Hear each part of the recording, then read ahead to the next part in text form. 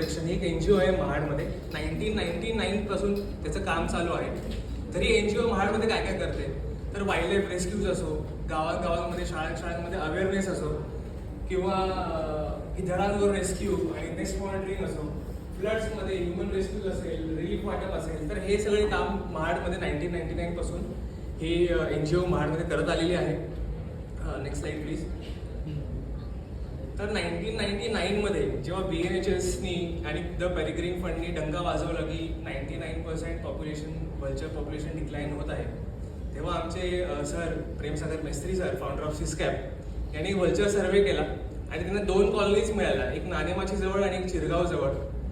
तर त्यांनी तेव्हा डिसाईड केलं की ह्या व्हल्चरच्या ज्या कॉलनीज आहेत तेव्हा पॉप्युलेशन दोघांचे मिळून, व्हाईट रम्प्ट आणि इंडियनचे मिळून 28 पॉप्युलेशन होतं. तर ह्याला कसं वाढवता येईल ह्याचा विडा त्यांनी उचलला आणि 168 विलेजेस आयडेंटिफाय केले नाणेमाच्या आणि चिरगावच्या पट्ट्यामध्ये की त्या विलेजेसमध्ये मधून आपल्याला गिधाडांसाठी खाणं मिळेल. Next slide please. तर 168 विलेजेस आयडेंटिफाय केल्यावर गावांमध्ये जाऊन, आता एक दिवस, एक महिना किंवा एक वर्षाचा हा प्रोजेक्ट नव्हता, हे सरांना सुद्धा माहिती होतं आणि सरांनी हे गाववाल्यांना सुद्धा पटवून दिलं की हा मिनिमम 5 ते 10 वर्ष कन्सिस्टंटली एफर्ट टाकला तर कुठे आपल्याला 5%, 10%, 20% रिझल्ट दिसायला मिळतील. तर मग कधी एक गावामध्ये जाऊन मग फीडिंग ग्राउंडचा सर्वे असो, फॉरेस्ट डिपार्टमेंट ऑफिशियलसोबत घेऊन गावांमध्ये सर्वे असो, किंवा नंतर शाळेमध्ये भरपूर पॅम्फलेट वाटप केली, मुलांना पॅम्फलेट दिले की गावात घरी जर गूर असेल आणि मेलं तर आम्हाला कॉल करा, आम्ही ते उचलून फीडिंग ग्राउंडवर टाकू. आणि भरपूर ह्याचा फायदा झाला आणि कन्सिस्टंटली हे केल्यामुळे आपला फरक आपल्याला दिसेल जातं पुढे. Next slide please. तर 25 पोटेन्शियल सप्लिमेंटरी फीडिंग साईट्स. आता सप्लिमेंटरी फीडिंग साईट्स म्हणजे काय?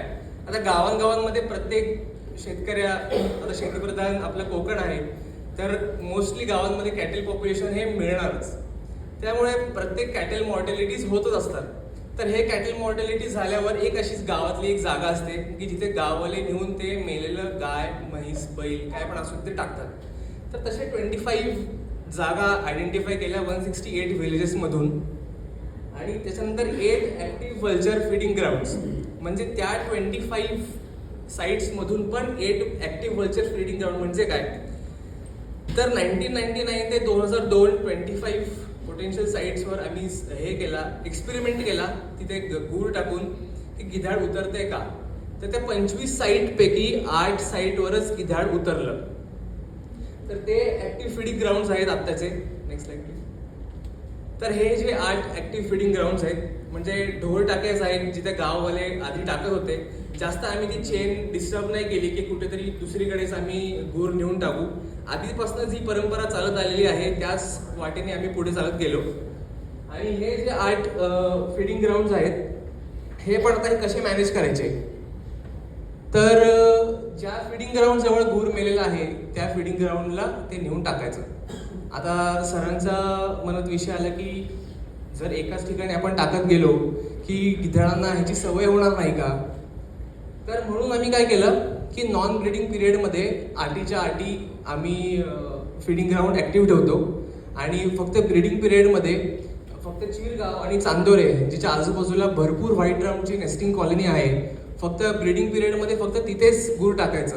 आता तिथेच गूर काय टाकायचं तर एनर्जी त्यांची वाचते व्हल्चरची. आता नेस्टमध्ये त्याची चीक आहे त्यामुळे एक फिमेल जर फॉरेजिंगला गेली तर मेल तिथे असतो आणि मेल फॉरेजिंगला गेला की फिमेल तिथे असते. त्यामुळे दोघांचं पोट भरावं म्हणून नेस्टच्या जवळ गूर टाकतो ब्रीडिंग ग्राउंडला, कारण की सक्सेसिव्ह त्याचं ब्रीडिंग हो पुढे आणि फ्लेशलिंग्स जे आहेत ते सक्सेसिव्हली फर्स्ट फ्लाईट त्यांनी घेऊन इंडिपेंडेंट ते बनतील. Next slide please. तर नाणेमाची टू श्रीवर्धन 92 किलोमीटर्स आणि पाली टू श्रीवर्धन हा आमचा एक 150 to 200 स्क्वेअर किलोमीटरचा एक वर्क एरिया आहे जिथे आज आपण ऑपरेट करतो. तो 2002चा हा फोटो आहे की 25 साईट वर एक्सपेरिमेंट केल्यानंतर 3 वर्षामध्ये 1999ला काम सुरू झालेलं आणि 2002ला हे पहिलं गूर आहे जे फीडिंग ग्राउंडला टाकलं. हे चिरगावचा फोटो आहे हा आणि आपल्याला नेमके दिसत असेल 8 ते 10 हार्डली वल्चर आहेत तिथे. आणि 8 फीडिंग ग्राउंडवर वल्चर उतरत आहेत, पण तेव्हा अजून एकच नवीन प्रॉब्लेम सुरू आला की वल्चर तर उतरत आहेत पण आपलं जे कॅटल टाकलेलं आहे, कॅरकस टाकलेलं आहे ते वेस्ट जात आहे. आता ते वेस्ट का जात आहे? कारण की आपल्याकडे एक किंग वल्चर नाही. आपण त्या स्किटमध्ये बघितलं की राजगिधाड नाही जे आपलं स्किन फाडून टाकेल, किंवा ह्या लेपर्ड किंवा टायगरचं किल नाही की त्यांनी थोडंसं खाऊन मग त्याच्यावर वल्चर्स फीड करतील, किंवा आपल्याकडे हायना नाही स्कॅव्हेंजर की तो फाडेल आणि मग वल्चर त्याच्यावर फीड करतील. मग वल्चर काय करायचे मग तेव्हा एक्सपोज्ड एरियाज असेल डोळ्यातून, नाकातून, ॲनस, त्यामुळे असं चोच घालून ते जेवढं त्यांना खाता येईल तेवढं ते खायचे आणि बाकीचं पूर्ण ते कॅरकस जे आहे ते वेस्ट जायचं. त्यामुळे नवीन प्रक्रिया आम्ही काय केली की त्याचं स्किनिंग करायला लागलो. की जसं जसं स्किनिंग करायला लागलो तसं तसं ते वल्चर कॅरकस अर्धा तास, जर भरपूर वल्चर असतील तर अर्धा तास, किंवा थोडे कमी वल्चर असतील तर 2-3 तासामध्ये पूर्ण कॅरकस ते फिनिश करतात. तर हा पहिला फोटो आहे 2002चा. आता आपण 20 इयर्स फास्ट फॉरवर्ड करू. सिस्कॅपचे कन्सिस्टंट एफर्ट्स आणि रेझिलियन्स आणि पेशन्स आपण जर बघितले, नेक्स्ट स्लाइड प्लीज. 2022चा फोटो आहे. तर 2002 मध्ये तुम्ही बघू शकत होता की 8 ते 10 हार्डली वल्चर आहेत. आणि ह्या कॅमेरा ट्रॅपच्या इमेजमध्ये तुम्ही बघत असाल, ह्याच्या कॅमेरा ट्रॅपच्या मागे पण अर्जुन आणि भेडाची झाडं आहेत. तिथे रुस्टिंग करणारे वल्चर्सच वेगळे. आणि हे ह्या फ्रेममध्ये तुम्हाला दिसत असतील कमीत कमी 70 ते 80 वल्चर दिसत आहेत. तर मी एका वेळी फीडिंग ग्राउंडवर 120 ते 130 गिधाडं बघितलेली आहेत. आपल्या जे 8 फीडिंग ग्राउंडर आहेत त्या चांदोरीच्या फीडिंग ग्राउंडवर हे एवढं पॉप्युलेशन आपल्याला बघायला मिळतं. Next slide. हा एक व्हिडिओ आहे. तर कशा सुंदर प्रकारे हे बास्किंग करतायत. फीडिंग ग्राउंडवर काही कुणाचा थ्रेट नाही आता. आणि हा मॉन्सूनचा एक व्हिडिओ आहे. मी टेंटमध्ये होतो, माझं फील्ड चालू होतं, त्यामुळे त्यांना पण कसलं डिस्टर्बन्स नाही आणि मी पण आपला एक व्हिडिओ रेकॉर्ड करत होतो. तर एक इतकं चांगलं दृश्य, एक सक्सेस एक दिसून येतं की 2002 मध्ये काय स्थिती होती आणि 2023 मध्ये काय स्थिती आहे, 22 मध्ये काय स्थिती आहे आता. तर तोक्ते वादळानंतर आम्ही 4 जुवेनाईल वल्चर्स रेस्क्यू केलेले, इंडियन वल्चर्स. त्या 4ही वल्चर्सना एक सिस्कॅपने एक मोठा प्रोजेक्ट घेतला आधी की त्या 4 वल्चरला टॅग करायचं. Next slide. तर त्या 4 वल्चरला टॅग केलं इला फाउंडेशन सोबत आणि सिस्कॅप संस्था आणि महाराष्ट्र फॉरेस्ट डिपार्टमेंट. तेव्हाचे 2021चे PCCF of mister Sai Prakash sir आणि PCCF wild life Sunil Limaye sir सुद्धा त्या कार्यक्रमाला उपस्थित होते.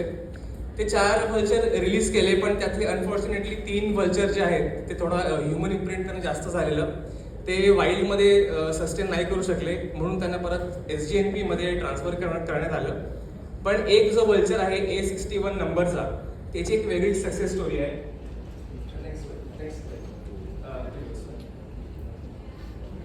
तर हा जो वल्चर आहे, आपण म्हणत असू की सवय नाही लागली का.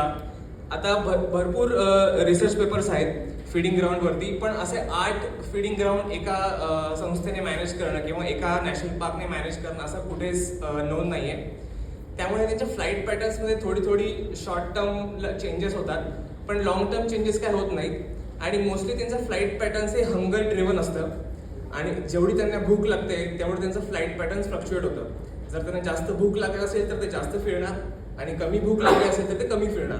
त्यामुळे हंगर ड्रिव्हन फॉरेजिंग पॅटर्न असल्यामुळे. Next slide. हा जो टॅग केलेला वल्चर आहे तो पांगलोलीला, कोलाडला, चिरगाव, चांदोरी ह्या 4ही फीडिंग ग्राउंडवर रेकॉर्डेड आहे. आणि गावकरी म्हणतात की लाल टॅगवाला वल्चर दुसरीकडे पण होता, पण अनफॉर्च्युनेटली त्याचा फोटोग्राफिक एव्हिडन्स आमच्याकडे नाही. पण ह्या 4 फीडिंग ग्राउंडवर टॅग केलेला जो वल्चर आहे तो सक्सेसफुली फॉरेज करतो आणि हे खूप मोठं एक अचीवमेंट आहे.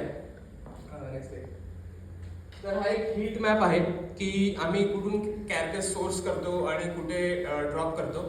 तर मध्ये तुम्ही बघत असाल की मोस्टली कॅरकस आमचे महाड, लोणेरे, बिरवाडी, पोलादपूर इकडूनच येतात. पण तुम्ही थोडं बल्ज बघत असाल की महाबळेश्वर, वाईपर्यंत पण ते हीट मॅप गेलेलं आहे. पण तिकडे का गेलेलं आहे? कारण की डायक्लोफिनेकपेक्षा एक खूप मोठं इम्पॉर्टंट प्रॉब्लेम आहे फूड स्कॅरसिटीचं. त्यामुळे आम्ही कुठलंही मेलेला जर कॉल आला आम्हाला की फूड अवेलेबल आहे तुम्ही घेऊन जाल का, तर आम्ही कधीही त्यांना नाही म्हणत नाही. आणि वाईला कसं होतं की 5 म्हशी एका वेळी मेलेल्या इलेक्ट्रिक्युशनमुळे, तर त्यांना आणून आम्ही फिडिंग ग्राउंडवर घेऊन गेलो. तर फूड स्कॅर्सिटी हा आम्ही काय विषय म्हणतोय, नेक्स्ट स्लाइड. तर हा 1250 हा कॅमेरा ट्रॅपचा इमेज आहे 2022चा, की मोस्टली आम्ही त्यांना गिधाडांना सवय नको लागू दे म्हणून आम्ही मोस्टली रात्री कॅरकस ड्रॉप करतो फिडिंग ग्राउंडला, की त्यांना गाडीची किंवा आमची सवय होऊ नये की बाबा गाडी येते कॅरकस टाकते मग गिधाड तिथे ऑलरेडी येतील ती गाडी आली की बघून, म्हणून आम्ही मोस्टली कॅरकस रात्रीच टाकतो. आणि नेक्स्ट स्लाइड. तर 1251ला एक कुत्रा आलेला आहे. तर रात्री कॅटल टाकल्यामुळे काय होतं की फिडिंग सेशन्स लवकर सुरू होतात. 7 वाजता पहिला गिधाड येतो, मग हळूहळू भरपूर येतात आणि 9-9:30ला ते एकत्र उतरतात. तर हा 1250 त्यांचा खाऊन वगैरे झालेला आहे आणि मग कुत्रा आला, मग ती गिधाडं गेली. आता जर हा कुत्रा सकाळी 9:30ला जर आला असता त्यांच्या फिडिंग सेशनच्या स्टार्टला, तर व्हल्चरची काय रिॲक्शन असती. एक व्हिडिओ.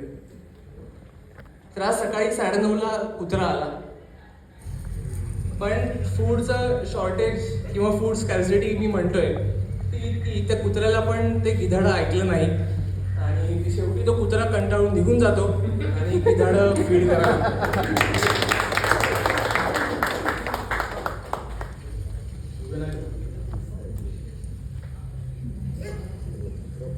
आणि फिडिंग ग्राउंडवर आपल्याला दिसून येते की जुवेनाईलचं पॉप्युलेशन भरपूर आहे, त्यामुळे फिडिंग ग्राउंडचं कॉन्ट्रीब्युशन सक्सेसिव्ह ब्रीडिंगसाठी हे खूप इम्पॉर्टंट आहे.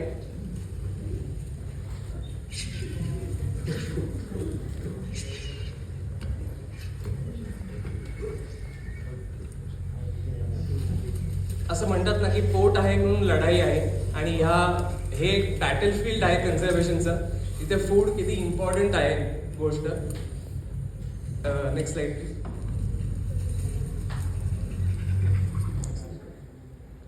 तर हा एक कॅमेरा ट्रॅपचा फोटो आहे की जिथे गिधाडं आहेत आणि खाली कॅरकस ड्रॉप केलेला आहे. पण जशा प्रकारे ती व्हल्चर्स त्या कॅरकसवर अटॅक करतात हे एकदम एव्हिडेंट होतं की त्यांना किती भूक लागलेली आहे, त्यांना खाणं किती पाहिजे आहे हे दिसून येतं. 34 एक इंडिव्हिज्युअल आहे जीवन आहे.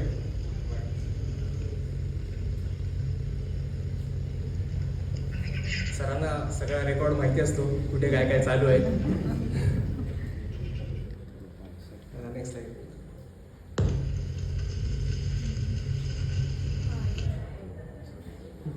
तर हा एक कुत्रा, हा एकदम खूपच त्रास देणारा एक घटक आहे कन्झर्वेशनमध्ये. तर कुत्र्याला 0 पॉईंट्स इकोलॉजिकल कॉन्ट्रीब्युशन किंवा इकोलॉजिकल बॅलन्समध्ये 0 points, but 10 points for loyalty कुत्रा आहे म्हणून, आणि कन्सिस्टंट डॅमेज तो करत असतो. आणि हा एक थ्रेट आपण बघतो, आणि प्लास्टिकचं थ्रेट आहे. पण आम्ही जसं मी म्हणलं की आम्ही कुठलंही फूड सोडत नाही, कारण की फूडची स्कॅर्सिटी खूप आहे आणि फूडचं महत्त्व आम्हाला माहिती आहे. पण रोड ॲक्सिडेंट्समध्ये मेलेले गुरं असतील ते फेरल काऊज असतात, तरी आम्ही त्यांना टाकतो. पण असं अजून कधीही झालेलं नाही इथे की प्लास्टिकमुळे किंवा कोणतंही गिधाड आम्हाला फीडिंग ग्राउंडवर मेलेले मिळालं आहे, असं कधीही झालेलं नाही आहे. Next slide please. आता रात्री अपरात्री रानडुकरही येतातच, सकाळी कुत्रेही येतातच. तर कुत्रे थ्रेट का आणि रानडुकरे का नाही? तर रानडुकर हे वाईल्ड आहेत, सुद्धा एक कॉम्पिटिशन आहे वल्चर्ससाठी, त्यामुळे ते एक थ्रेट नाही आहे, ते वल्चर्सना काही त्रास देत नाही आहेत. पण ते कुत्रे दिसून येतात की कसं त्यांना पळवत आहेत, खाऊ देत नाहीत, फिडिंग सेशन डिस्टर्ब करतायत. आणि फिडिंग ग्राउंडवर अनेक वाईल्ड लाईफ बघायला मिळाली आम्हाला, सापांपासून, पँगोलिन्सपासून, बिबट्यापासून. पण हे एक रेकॉर्ड आहे खूप महत्त्वाचं, आणि मागच्या वर्षीचं एक रेकॉर्ड आहे, आणि म्हसळा श्रीवर्धन एरियामध्ये पहिलंच रेकॉर्ड असावं. एक व्हिडिओ.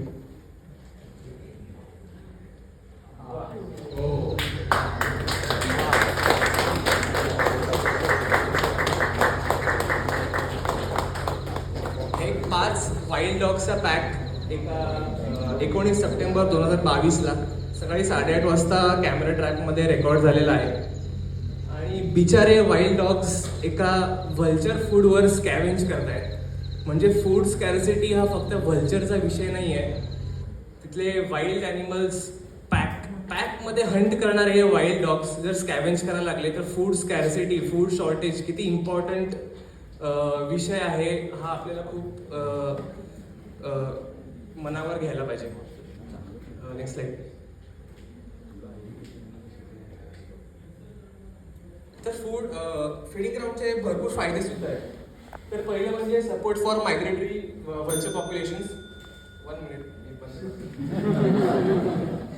आणि मायग्रेटरी व्हल्चर पॉप्युलेशन्स म्हणजे विंटर्समध्ये युरेशियन येतात, हिमालयन येतात.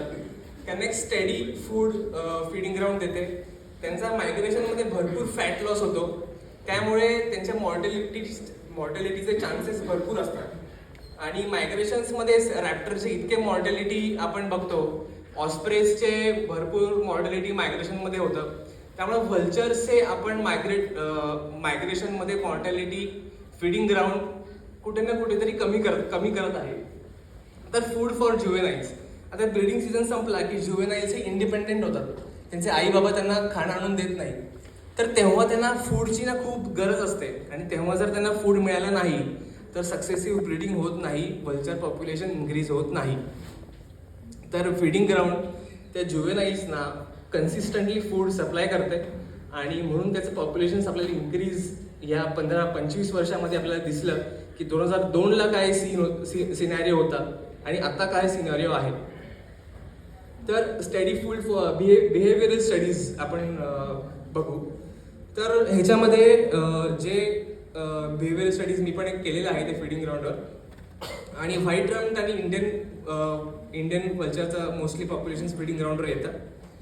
आणि व्हाईट रम्ड भरपूर खाऊन जातात कारण की त्यांचे नेस्ट जवळ आहेत. त्यांचा क्रॉप बघितला आपण भरपूर टुंब फुल भरलेला असतो. पण इंडियन व्हल्चर्स त्यांचे नेस्टिंग लांब आहे, नाणेमाचीला आहे, पालीला आहे, कोलाडला आहे. त्यामुळे ते जास्त खात नाहीत कारण की त्यांना एनर्जी खूप लागते. त्यामुळे थोडंसंच खातात. आणि जेव्हा पण डॉग इंटरप्शन असतं फीडिंग ग्राउंडवर तेव्हा व्हाईट रम्ड व्हल्चर वर खाली करू शकतो कारण की त्याचे नेस्टिंग जवळ आहे, त्यांना जास्त लांब जायचं नाही. पण लॉंग बिल ह्याच्यामध्ये ऑब्झर्व मी केलेलं आहे की तो जास्त वर खाली करत नाही कारण की त्यात एनर्जी खूप लागते. त्यांना एक रन घ्यायला लागतो, मग फ्लाईट घ्यायला लागते, मग झाडावर बसायला लागतं. ह्याच्यामध्ये एनर्जी खूप जाते आणि ते अफोर्ड करू शकत नाहीत.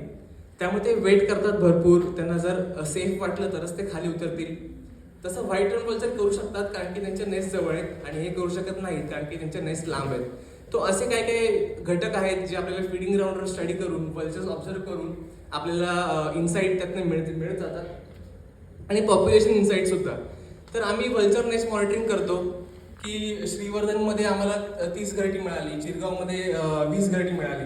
पण फीडिंग ग्राउंडवर तर नंबर 120-150 कसा काय. तर ह्याच्यामुळे आपल्याला कळतं की कुठे ना कुठेतरी अजून व्हल्चरचे पॉकेट्स तयार होत आहेत, व्हल्चरच्या नवीन पॉप्युलेशन्स निर्माण होत आहेत. तर हेच आम्हाला इन्स्पायर करतं की फील्डमध्ये जाऊन व्हल्चरचा सर्वे करायला की कुठे कुठे अजून व्हल्चर पॉप्युलेशन्स आहेत, कुठे कुठे अजून नवीन नेस्टिंग त्यांची सुरू झालेली आहे, कुठले व्हल्चर्स आता आपल्याकडे येत आहेत, किती त्यांचा नंबर आहे. तर हे सगळं आपण फीडिंग ग्राउंडशी इन्स्पायर होऊन हे सगळे ॲक्टिव्हिटीज आपण करू शकतो. Next slide. तर तेच म्हसाळा श्रीवर्धनची गिधाड तुम्हाला म्हणताय की do visit my endangered home, do visit Siskap, and thank you for your time.